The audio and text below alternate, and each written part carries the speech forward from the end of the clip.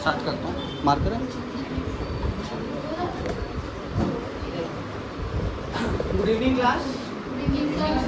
तो आज हम आ गए लैपटॉप कोड नंबर 31 पे, ठीक है। तो फर्स्ट क्लास फर्स्ट लैपटॉप से अपना कारवा चालू हुआ, आपको अवेयर करना स्टार्ट हुए, ठीक है। आज हम 31 पे आ चुके हैं, ठीक है। आगे चीज़ चलती रहेंगी, ठीक है। कुछ समय बाद आप लोग प्रमोट करेंगे इस चीज़ को, कैसे करेंगे। कहीं तनिष्का डॉक्टर बन गई, कहीं कोई मतलब मान के चलो इंजीनियर बन गया, कहीं कोई होटल मैनेजमेंट में एंटर कर गया, कहीं ना किसी सेक्शन में आप लोग एंटर करोगे। उसके बाद फिर ये रिपीटेशन ऑफ सिनारियो चलता रहेगा, ठीक है। तो सबसे पहले मैं आज मैम का धन्यवाद करूंगा। आज हमारे बीच में आई हैं डॉक्टर जीविका मैम। तो मैम के लिए पहले क्लैप। तो मैं ज़्यादा समय ना लेते हुए मैम को हैंड ओवर करना चाहूँगा। मैम आपके बीच में जनरल अवेयरनेस, ठीक है, और जो डिसीजेस हैं उनके बारे में, आपके करियर के बारे में, इन सब चीज़ों के बारे में आपसे वन बाय वन से बात करेंगी। बेटा ये मौका बार बार जनरेटेड नहीं होता, समझ रहे हो ना। क्योंकि कोई आपको नहीं पता मैम का कितना बिजी शेड्यूल है। पहले तो उन्होंने मैम का बहुत बहुत धन्यवाद, अपने शेड्यूल में से उन्होंने टाइम निकाला। आप लोगों को भी ये चीज़ समझनी है कि किसी व्यक्ति ने आपके लिए आधा घंटा, 1 घंटा, 1.5 घंटा शेड्यूल से निकाला है, तो आपको भी अपने क्वेश्चन तैयार करके रखने हैं कि हमें क्या करना है, कैसे करना है, क्यों तैयार करना है, या कोई आपको प्रॉब्लम है तो वो आप आस्क कर सकते हो, ठीक है। तो बीइंग अ फ्रेंडली वे हम आज का सेशन स्टार्ट करते हैं, ठीक है। अगेन मैम के लिए थैंक यू।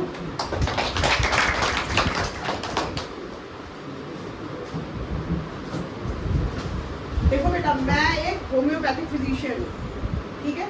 होम्योपैथ समझते हैं सब लोग। सब लोगों ने कभी ना कभी तो होम्योपैथिक दवा कोई ना कोई खाई होगी, ठीक है। तो पहले तो मैं आपको 2 बातें बताती हूँ। पहली बात ये, जैसे शिवान भैया ने बोला कि हमें अपने कैरियर के बारे में बात करनी है, और दूसरा इसी में हमको आगे बढ़ करके लाइफ अवेयरनेस की होम्योपैथी से किस तरीके से हम चीज़ों को ठीक कर सकते हैं, डिजीजेस के ऊपर काम कर सकते हैं।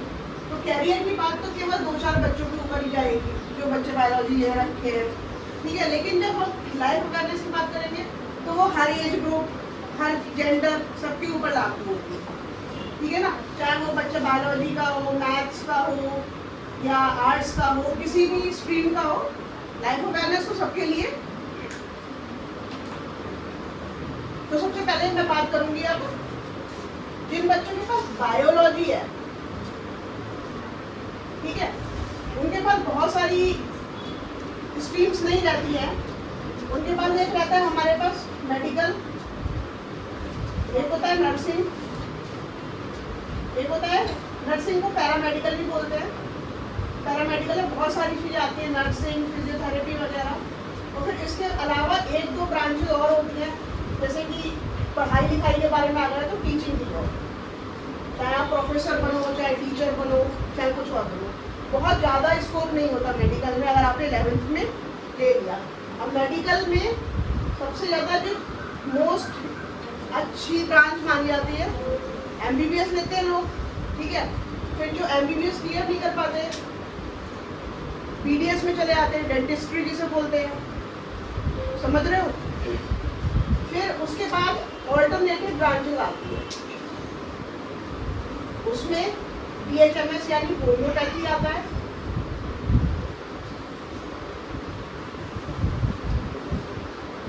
फिर इसमें BAMS यानी कि आयुर्वेद आता है,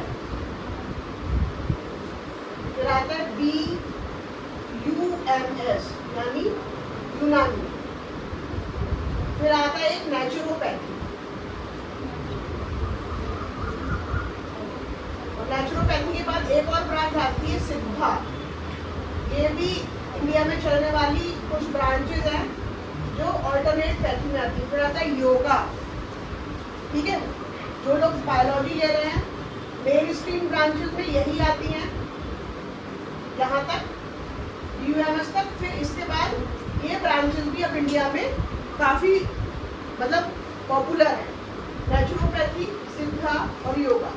जो लोग 11th में बायोलॉजी लेंगे उनको कैरियर ऑप्शंस में सबसे पहला ऑप्शन मेडिकल में ये सब मिलेगा, ठीक है।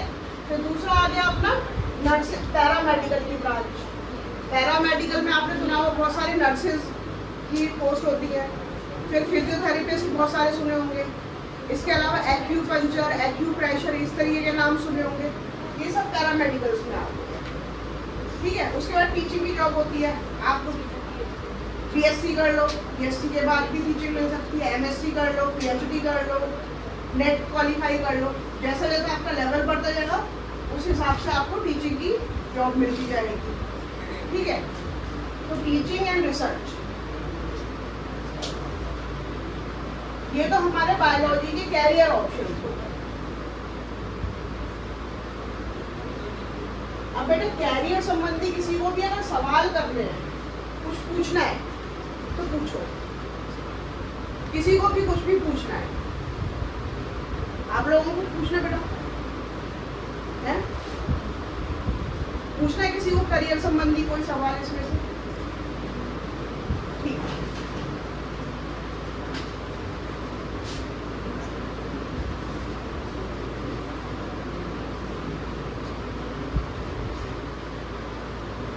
अब हम दूसरी बात करेंगे लाइफ अवेयरनेस के बारे में, जो सबसे इम्पोर्टेंट एस्पेक्ट है हमारी हर चीज के बारे में।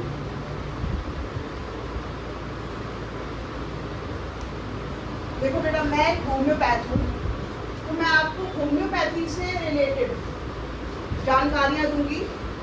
होम्योपैथी क्या होती है, इससे किस तरीके के डिजीजेस पे काम किया जाता है, इसके क्या क्या फायदे हैं, क्या नुकसान है, ठीक है। उन सब चीज़ों के बारे में आपको बताऊंगी।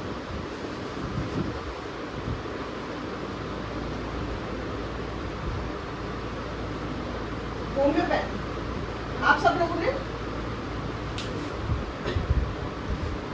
किसी ना किसी डिजीज के लिए होम्योपैथिक मेडिसिन ली होगी। मोस्टली लोग होम्योपैथिक मेडिसिन प्रेफर करते हैं जब कोई डिजीज ऐसा हो जिसमें ज़्यादा रिस्क ना हो, जैसे सर्दी, जुकाम, बुखार, इस तरीके की कोई भी बीमारी के लिए प्रेफर करते हैं कि हम ऐसी कोई मेडिसिन ले लें जिससे साइड इफेक्ट ना हो। तो होम्योपैथी सिर्फ सर्दी, जुकाम, बुखार की दवाई नहीं है, ये बड़े से बड़े हर डिजीज को कवर करती है, चाहे वो कितना भी ग्रेव डिजीज हो, कितना भी खतरनाक डिजीज जिसके बारे में लोगों को पता ही नहीं है कि ये ग्रेव डिजीज में भी काम करती है। होम्योपैथी आपकी इवन कैंसर की फर्स्ट सेकंड स्टेज तक भी काम करती है, ठीक है। अगर मैं नाम लेना शुरू करूँ तो आजकल आपने सुना होगा थायराइड, बहुत लोगों को हाइपर थायराइड या हाइपोथायराइड की प्रॉब्लम हो जाती है। लड़कियों ने सुना होगा पीसीओडी का नाम कॉमनली, जिसमें ओवरी में सिस्ट बन जाती है। फाइब्रॉइड्स का नाम सुना होगा। डायबिटीज मेलाइटस तो लगभग सभी ने सुना होगा, डायबिटीज तो सभी ने सुना होगा, ठीक है। इसके अलावा सोरियासिस स्किन की डिजीज होती है। ये ऐसी डिजीज के नाम मैं लिख रही हूँ जिनका एलोपैथी में कोई उपचार ही नहीं है, ठीक है। इसका होम्योपैथी में 100% क्योर मिलता है। एलोपैथी में इसके लिए डायबिटीज के लिए सिर्फ मैनेजमेंट है। होम्योपैथी में सबसे अच्छी बात यह है कि इसमें मैनेजमेंट भी है और क्योर भी है। पर्सन पूरी तरीके से डिजीज फ्री हो जाता है होम्योपैथिक मेडिसिन से। इसका जो सबसे बढ़िया, जिसे हम बोलते हैं कि प्रोज, सबसे ज़्यादा इसमें क्या फ़ायदे हैं, तो एक तो इसकी जो भी दवाई होती है उसका कोई साइड इफेक्ट नहीं होता, ठीक है। पर अगर आप किसी भी दवाई को गलत तरीके से खाओगे तो उसका बैड इफेक्ट जरूर होता है। अगर आप अपनी मर्जी से होम्योपैथिक दवाई खा रहे हो, ये सोच रहे हो कि कोई साइड इफेक्ट नहीं होगा, तो भले उस वक्त साइड इफेक्ट ना हो और लॉन्ग टर्म में उसका कोई ना कोई बॉडी पर बैड इफेक्ट मिल सकता है। ये बात हमको नहीं पता होती, ये बात हमारे को अपने दिमाग में डाल लेनी चाहिए, ठीक है। हम लोग ज़्यादातर यही बात करते हैं ना, होम्योपैथी का कोई साइड इफेक्ट नहीं होता।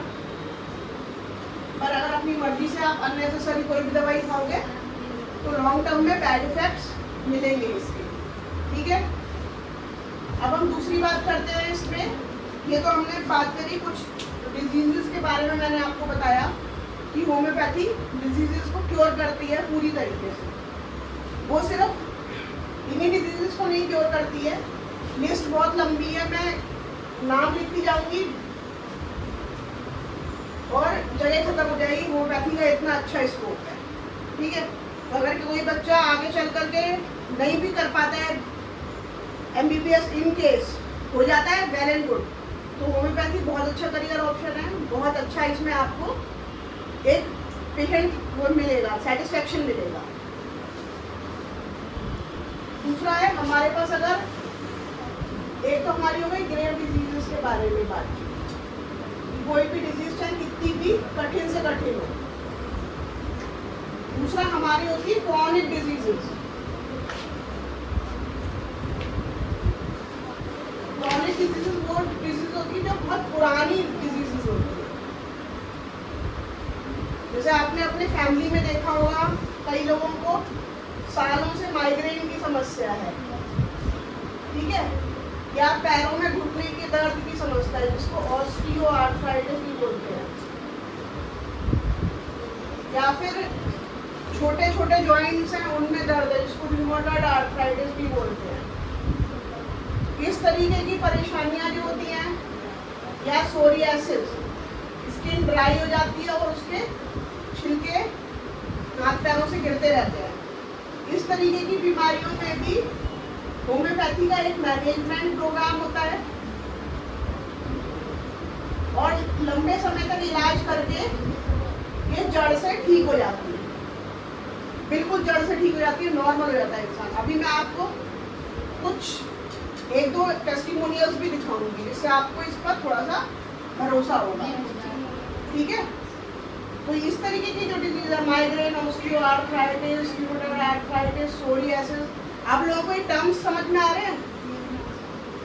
आप लोगों को टर्म्स समझ में आ रहे हैं, ये जो लिखे जा रहे हैं आ रहे हैं बेटा? ठीक है। इस तरीके की बीमारियां भी होम्योपैथी में क्योर होती हैं। ये वो बीमारियां हैं जिनका जो बहुत पुरानी, एक बार शरीर में आ गई तो वो चलती रहती है, पुरानी होती रहती है, शरीर में जाती नहीं है, ठीक है। तो पुराने से पुराने डिजीजेस का भी इसमें हमको इलाज देखने को मिलता है, ठीक है।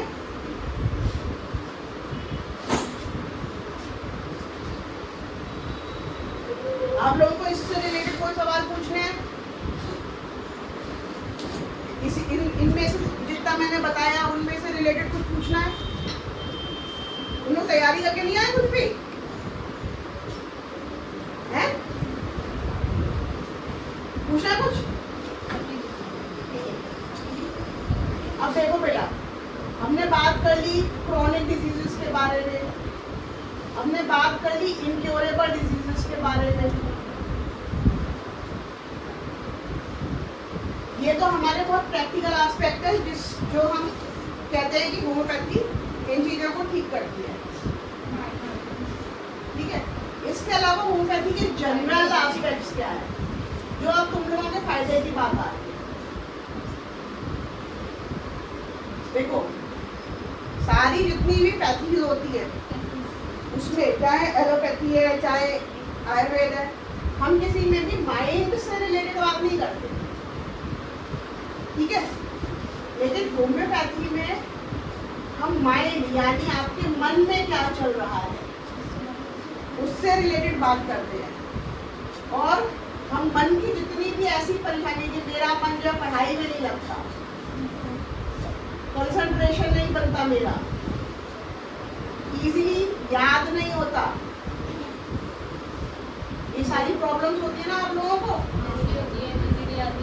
इजीली याद नहीं होता, कंसंट्रेशन बहुत डिफिकल्टी से बनता है, पढ़ाई में मन नहीं लगता, या गुस्सा बहुत आता है, या फिर गुस्से में तोड़ फोड़ हो जाती है। कोई कोई तो करता होगा ना, कोई बच्चा तो करता होगा गुस्से में तोड़ फोड़, कोई नहीं करता, सब सुधरे हुए हैं। अच्छा, इस तरीके की जो परेशानियां होती है ना, होम्योपैथी में इन चीजों का भी इलाज है। ये आपको और किसी पैथी में बिल्कुल भी नहीं मिलेगा, ठीक है। लेकिन होम्योपैथी में इतने सटल चीजों का भी इलाज है कि कंसंट्रेशन डिफिकल्ट है बच्चे की, हाँ योगा से भी होता है। जो भी चीज़ आपको फोकस कर सकती है वो आपके कंसंट्रेशन को बढ़ा सकती है। अभी आपने योगा का नाम लिया, मैं बता देती हूँ।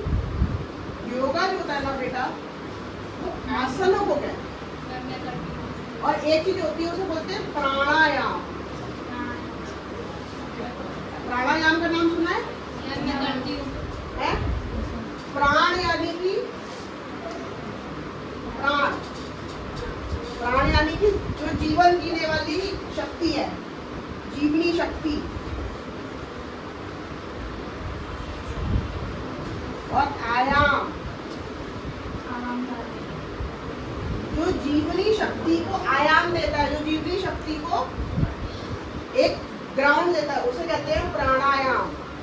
ठीक है, जितनी भी ब्रीदिंग एक्सरसाइजेज आती है, प्राण काय से चलते हैं? ब्रीदिंग से। तो जितनी भी ब्रीदिंग एक्सरसाइज आती है वो सब प्राणायाम का हिस्सा होती है। ठीक है, अब मैं आपको 3 या 4 प्रैक्टिकल चीजें बताऊंगी प्राणायाम से रिलेटेड, जो सबको बहुत फायदा करेगी। ठीक है, हमारी होम्योपैथी के बारे में बहुत सारी बात हुई कि इससे हम क्या सही कर सकते हैं, क्या नहीं। Pranayama is also a part of homeopathy. ठीक है, एक ये आयुर्वेदिक का ही पार्ट है, लेकिन होम्योपैथी में भी इसका इस्तेमाल किया जाता है। ठीक है,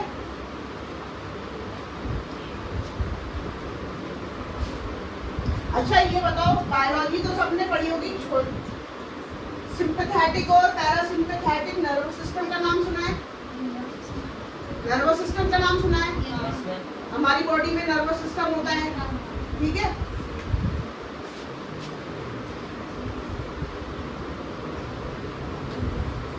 नर्वस सिस्टम जो होता है उसमें मैं इम्पोर्टेंट बात बता रही हूँ, आपको पूरा नर्वस सिस्टम नहीं बताती। हमारी बॉडी में 2 तरीके का नर्वस सिस्टम होता है, एक होता है सिंपैथेटिक नर्वस सिस्टम, एक होता है पैरासिम्पैथेटिक नर्वस सिस्टम। एक्चुअली बहुत सारे होते हैं, सिंपैथेटिक और पैरासिम्पैथेटिक भी ऑटोनोमिक नर्वस सिस्टम का पार्ट है, पर हम सिंपैथेटिक नर्वस सिस्टम और पैरासिम्पैथेटिक नर्वस सिस्टम के बारे में इसलिए बात करेंगे क्योंकि यहाँ से तुम्हारे फायदे की बात शुरू हो जाएगी। जैसे तुमने कोई शेर देखा, किसी भी बच्चे ने बाहर निकला और शेर देखा, तो क्या करेंगे? क्या करोगे शेर देख के? भाग जाओगे। और तुम क्या कोई भी जना कुछ और करेगा? शांत खड़े रहोगे। अच्छा, वो तो शेर को देख के पता चलेगा। ठीक है, तो जो भी हमारी बॉडी तुरंत रिस्पॉन्ड करती है किसी भी फियर को देख के, जैसे शेर देखा तो आपकी बॉडी में फियर जनरेट हुआ। ठीक है, उसको देखते ही आप लोग डर के मारे या तो भाग जाओगे, या किसी के पास बंदूक होगी तो गोली चलाओगे, या किसी के पास इतनी कैपेसिटी नहीं होगी तो वो हो सकता है वहीं पर बेहोश हो जाए।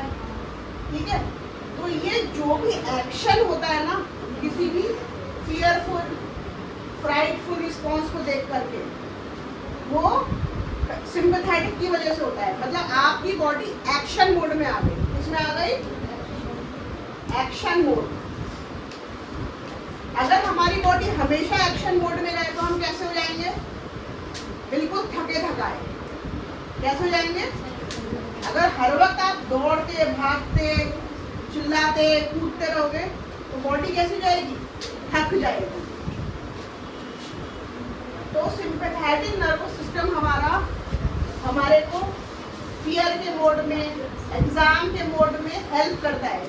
एग्जाम आते हैं तो हम एकदम एक्शन मोड में जाते हैं, किताबें कॉपियाँ पढ़ी, अपनी भाग लगाई कॉपियों के ऊपर, किताबों के ऊपर, पर एग्जाम खत्म होते होते हम थक जाते हैं क्योंकि हमारा एक्शन मोड बहुत लंबे समय तक चालू रहा। हमारा सिंपैथेटिक नर्वस सिस्टम बहुत लंबे समय तक चालू रहता है। अब अगर हमको अपने आप को कूल बनाना है, क्या बनाना है? सबको कूल बनना बहुत पसंद होता है ना? ठीक है, तो हमको अपने पैरासिम्पैथेटिक नर्वस सिस्टम को एक्टिव करना पड़ता है। वैसे तो बॉडी अपने आप ही अपने इन सिस्टम्स में स्विच करती रहती है, पर हमारे पास कुछ टेक्निक्स होती हैं, कुछ ट्रिक्स होती हैं जिनसे हम अपना पैरासिम्पैथेटिक नर्वस सिस्टम एक्टिव कर लेते हैं। आज मैं आपको एक नर्व का नाम बता रही हूँ, उस नर्व का नाम याद रखो या मत रखो, लेकिन वो नर्व हमारी बहुत इंपॉर्टेंट नर्व है, उसे बोलते हैं वेगस नर्व। ठीक है, तो हमें अपनी वेगस नर्व को शांत करना चाहिए। क्या करना चाहिए? अगर आपने इस नर्व के ऊपर काम किया, पैरासिम्पैथेटिक नर्वस सिस्टम को एक्टिव किया, तो आप कूल बन जाओगे, आपका कंसंट्रेशन बढ़ेगा, आपकी मेमोरी बढ़ेगी, आपका विल पावर भी बढ़ेगा, आपका इंटेलेक्ट भी बढ़ेगा। सबको ये चीजें चाहिए ना इस एज में? ये आपकी वो वाली एज है जब आपको अपना concentration, memory, will power, intellect इन सबको बढ़ाना है। ठीक है, अब हम सबसे ज्यादा इम्पोर्टेंट काम की बात करेंगे। तो मैंने आपको उसका ग्राउंड प्लान बताया कि बॉडी के अंदर हमको इस सिस्टम को एक्टिवेट करना है। इस सिस्टम को एक्टिवेट करने से हम वही बता रही हूँ। अब काम की बात करो। सबको सुखासन समझ में आता है? एक बच्चा आ जाओ, कोई भी आप आ जाओ। नहीं आओगे? आ जाओ, मैं आपको बता दूंगी, बहुत इजी है। आओ सामने। सुखासन समझ में आता है? आपको आता है बेटा सुखासन? पालती मार के जमीन पे बैठ, चेयर पे बैठ जाओ, पालती मार के बीच में बैठ जाओ आराम से। हाँ, इस तरीके से जो बैठते हैं इस पोजीशन को बोलते हैं सुखासन। सिंपल ऐसे ही बैठ गए, रीढ़ की हड्डी को एकदम स्ट्रेट कर लिया, पैरों के ऊपर अपने हाथों को इस तरीके की मुद्रा में, इस मुद्रा को बोलते हैं ज्ञान मुद्रा। ज्ञान मुद्रा में अपने हाथों को रख दिया और ऐसे। ठीक है, यहाँ से थोड़ी सी गोलियां मुड़ी रहे या सीधी रहे, कोई बात नहीं। बैठ गए इस तरीके से। सुखासन में रीढ़ की हड्डी सीधी करके इसे पद्मासन बोलते हैं। ठीक है, सुखासन में सब लोग बैठ सकते हैं, पद्मासन में पतले दुबले लोग बैठ सकते हैं। ठीक है, ठीक है। सुखासन में बैठे, रीढ़ की हड्डी को सीधा किया, ज्ञान मुद्रा लगाई और थोड़ी देर 10 ब्रीथ्स, गिननी नहीं है, अंदाजे से 10 ब्रीदिंग पहले नॉर्मल ली, दोनों नाक के छिद्रों से ली और छोड़ दी, फिर ली, फिर छोड़ दी, ऐसे करके 10 ब्रीथ, जिसको आप डीप ब्रीथ कहोगे। तो हमने डीप ब्रीथ ली। उसके बाद सीधे, अगर करना हो तो करके जाओ पूरा, सीधे नाक को अपनी इस उंगली से बंद करिए, इंडेक्स फिंगर से बंद करिए और सिर्फ लेफ्ट नोस्ट्रिल से आप सांस लो। ध्यान सांस पर केंद्रित रखो और सांस को छोड़ो। लेफ्ट नोस्ट्रिल, उल्टी वाली नासिका से सांस लो और धीरे धीरे सांस छोड़ो।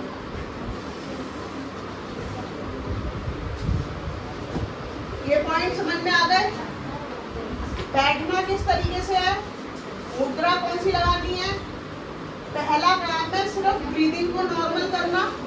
10 डीप ब्रीथ ली, फिर लेफ्ट नॉस्ट्रिल से ली, सीधी नाक बंद कर ली, उल्टी नाक से सांस ली, निकाली, धीरे धीरे फिर सांस ली, फिर निकाली। इस प्रैक्टिस को आपको 5 मिनट तक करना है। जब आप 5 मिनट तक ये प्रैक्टिस करोगे तो आपकी बॉडी में एक कूलिंग इफेक्ट होगा। ठीक है, ये आपकी चंद्र नाड़ी होती है, तो ये आपकी बॉडी में एक कूलिंग इफेक्ट देगी। इसको अक्सर लोग खाली पेट करें तो सही रहता है। खाली पेट का मतलब है खाना खाने के या तो 2 घंटे बाद या फिर सुबह उठ।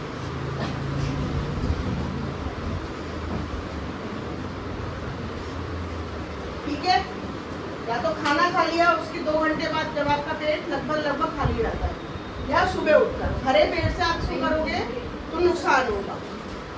तो ये आपको पैरासिम्पैथेटिक को एक्टिवेट करने का मंत्र समझ में आया। बहुत इजी मंत्र है। आपने ज्ञान मुद्रा में बैठना है, पहले डीप ब्रीदिंग करनी है, फिर लेफ्ट नोस्ट्रिल से ब्रीदिंग करनी है और ध्यान से कर ब्रीथ लो, ब्रीथ निकालो।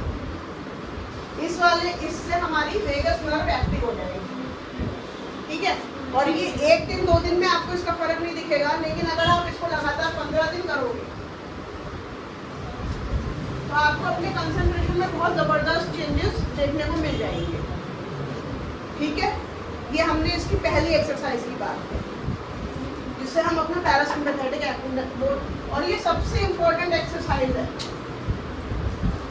सबसे इम्पोर्टेंट, ठीक है। ये वाली एक्सरसाइज सबको समझ आ गई?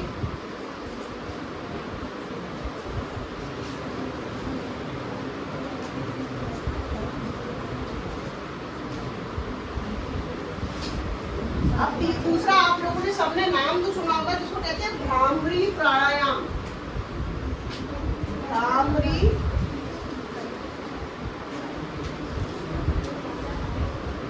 प्राणायाम, सबने नाम सुना है इसका बेटा? नहीं सुना? भ्रामरी, भ्रामरी मतलब कि भंवरा, भंवरा, भंवरा सबने नाम सुना है? भंवरा,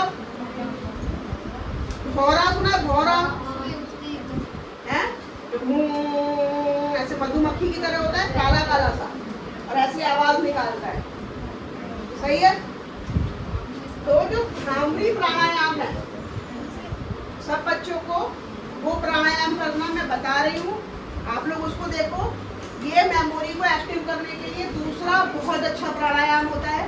और कितना भी थका हुआ ब्रेन हो, आपने 2 घंटे पढ़ाई करी, आपका ब्रेन एक जगह पे आकर के सैचुरेट हो गया, अब पढ़ने की इच्छा नहीं हो रही है, तो आप इस वाले प्राणायाम को करो, तो उसके थोड़ी देर में ही आपको इसके तुरंत रिजल्ट मिलते हैं। ये इंस्टेंट रिजल्ट देने वाला प्राणायाम है। सबसे पहले सुखासन में बैठना है। किसी भी प्राणायाम को करने के लिए हमें एक आसन डिसाइड कर लेना चाहिए, पद्मासन या सुखासन में से एक आसन को डिसाइड कर लेना चाहिए। हम सुखासन में बैठ गए, फिर हमने 10 डीप ब्रीथ ली।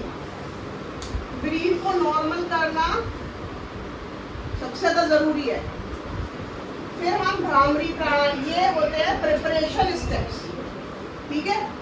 फिर हम भ्रामरी प्राणायाम करेंगे। अपने हाथ को, ये जो 3 उंगलियां हैं, उनको अपनी आँख के ऊपर रखा, ठीक है, और ये जो अंगूठे हैं उससे अपने कानों को बंद कर लिया, और धीरे धीरे मुंह को भी बंद रख के अपने आप को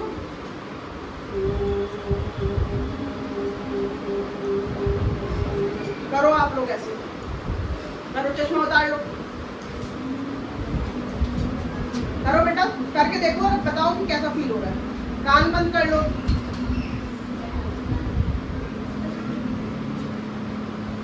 करो करो, पहले हर ब्रीथ के साथ आराम से करो, अच्छे से।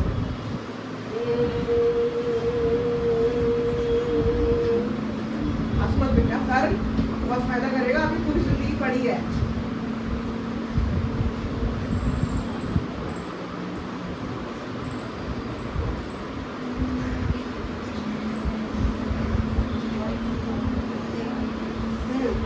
इससे किसी को वाइब्रेशन जैसा फील हुआ?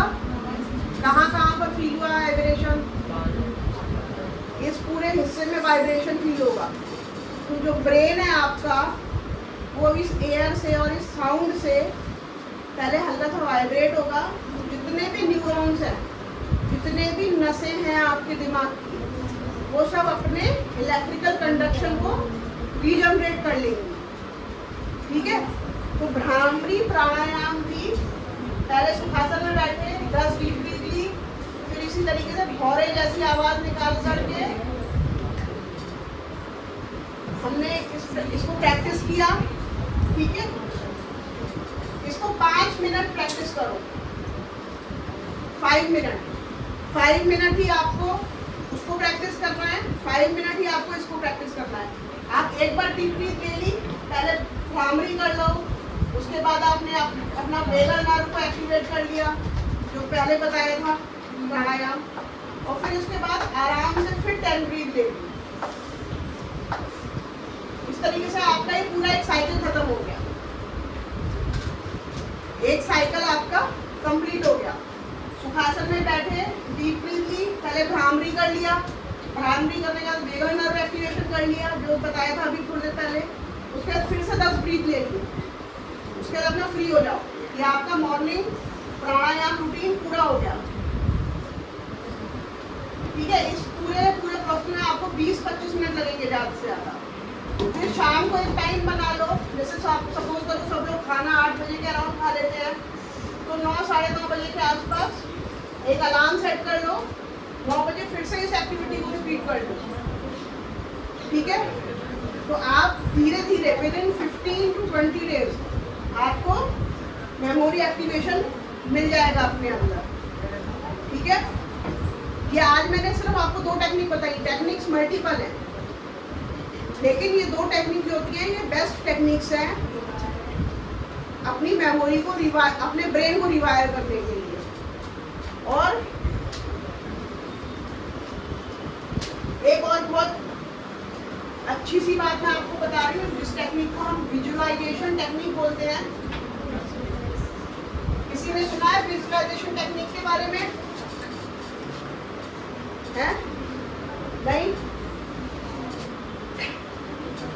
एक टेक्निक होती है neuro linguistic programming, NLP, neuro linguistic programming.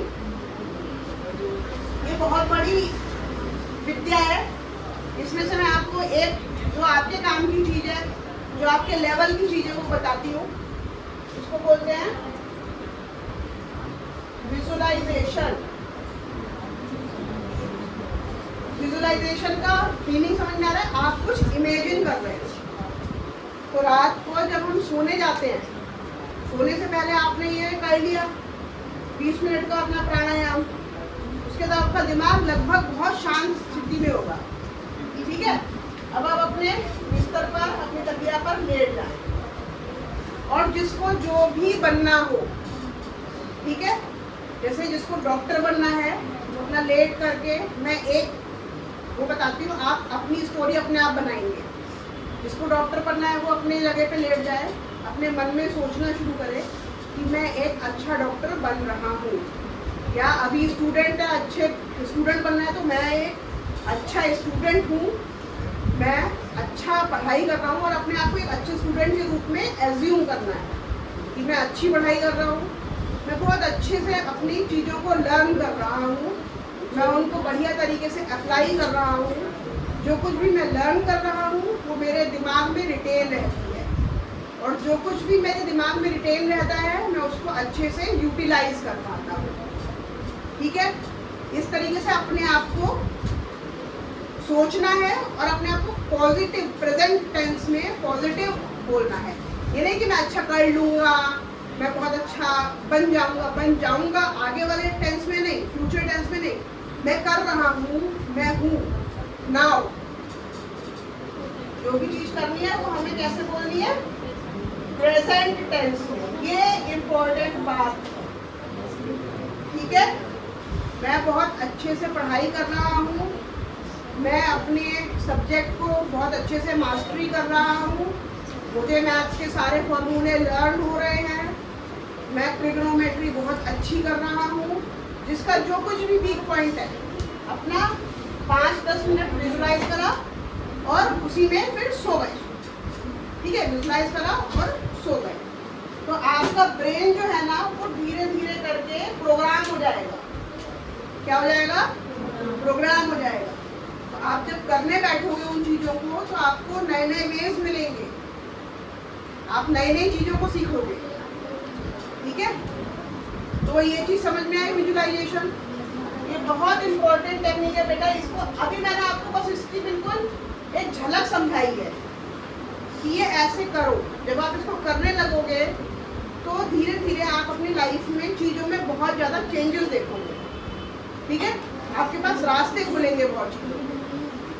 तो आज का सेशन सबको फायदे में लगा? कुछ सीखा? ठीक है, बढ़िया। अगर आप लोगों को फिर से कुछ सीखना हो तो शिवांग भैया को बोल दीजिएगा अपने सर को, फिर हम दोबारा से कोई क्लास करेंगे, ठीक है। आज हमने जो 3 चीज़ों के बारे में बात करी है, कोई मेरे को थोड़ा सा ब्रीफ कर देगा किस किस ने क्या क्या सीखा? आप कर दोगे बेटा? क्या क्या सीखा हमने आज? कोई भी कर देगा? मैम प्राणायाम करना सीखा। प्राणायाम सीखा और विजुअलाइजेशन प्रोसेस को सीखा, ठीक है। होम्योपैथी के बारे में सीखा और थोड़ा सा नर्वस सिस्टम का ओवरव्यू लिया, ठीक है। आप लोगों के लिए 3 चीजें इंपॉर्टेंट थी, भ्रामरी प्राणायाम, वेगल नर्व का रिलैक्सेशन और विजुअलाइजेशन टेक्निक। आप ये तीनों चीजें अपने संग लेके जाओ, इसको यूज करो, आपको बहुत अच्छा और बहुत बढ़िया रिजल्ट मिलेगा इससे, ठीक है। चलो बेटा, ठीक है।